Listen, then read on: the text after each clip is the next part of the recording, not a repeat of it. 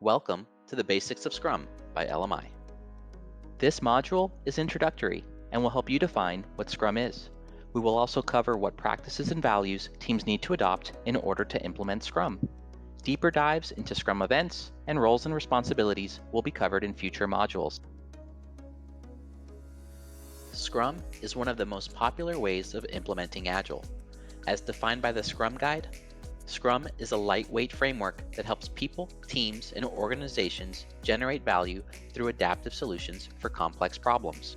The Scrum Guide in its entirety is 14 pages and describes the minimum actions teams need to take to implement Scrum.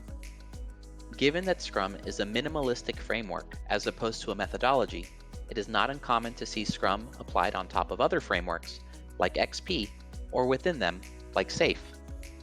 When reviewing the Scrum Guide, it's important to note that it is intentionally incomplete and not exhaustive.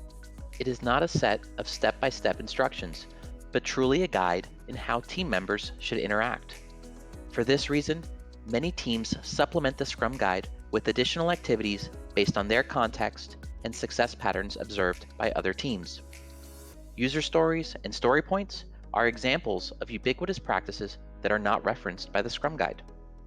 The practices and values of the Scrum Guide are meant to support empiricism and lean thinking. Finding success with Scrum requires teams to embrace the three pillars of empiricism: transparency, inspection, and adaptation. These pillars build on each other to help teams achieve the Agile principle of continuous improvement. Making artifacts and work transparent enables inspection across 5 Scrum events we will cover later, while inspection allows for purposeful adaptation. The basic building block of Scrum is a sprint, which is analogous to an iteration in other frameworks. A sprint is a time box, where a team converts backlog items into value. A sprint should result in a potentially releasable increment of a solution that enables feedback. Sprints are a fixed length and are 1 month long or less. Most teams practice Scrum with a sprint length of 2 or 3 weeks. This ties back directly to the Agile Manifesto's third principle: deliver working software frequently, from a couple of weeks to a couple of months, with a preference to the shorter time scale. There is overhead associated with launching each sprint, so it is important to consider balancing that overhead with the shortest feedback loop possible. To appreciate how sprints change value delivery, let us compare it to waterfall development. Traditional management usually follows a linear sequence of events. There are distinct phases of planning, building, validating, and delivery.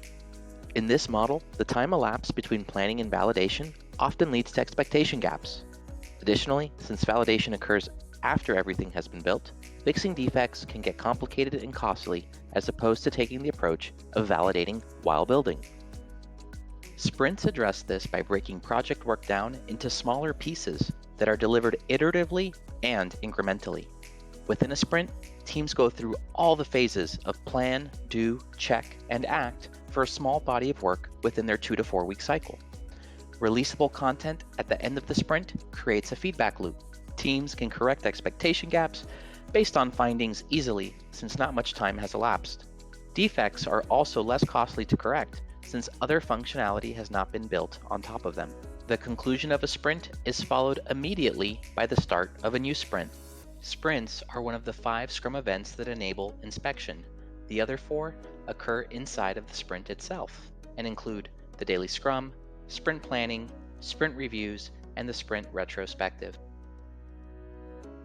The daily Scrum is a 15-minute time box where the team inspects progress towards the sprint goal and adapts as needed.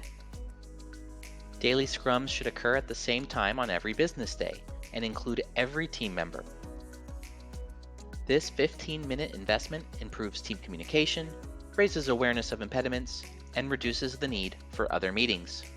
Sprint planning is a collaborative effort by the entire Scrum team. It kicks off the sprint by laying out the work the team is committing to. During sprint planning, the team and product owner work together to make sure there is a shared understanding of what makes the sprint valuable, what can get done in the sprint based on the team's capacity and past performance, and how the work will get done.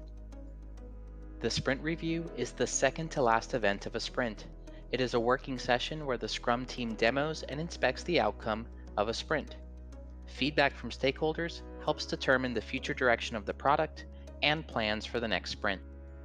Sprints conclude with a retrospective, a session where the team inspects the most recent sprint in regards to interactions, processes, tools, and their definition of done, and adapt their working processes and agreements accordingly. The sprint retrospective aligns with the 12th Agile principle of continuous improvement. It requires an environment where there is psychological safety. Teams need to feel comfortable discussing how they can improve and commit to taking steps that make them better. This concludes our Basics of Scrum overview. To recap, we introduced Scrum as a lightweight framework based on empiricism. Empiricism is achieved by practicing the Scrum pillars of transparency, inspection, and adaptation through 5 Scrum events. Sprints, which let us work iteratively and incrementally, and within sprints, daily scrums, sprint planning, sprint reviews, and sprint retrospectives.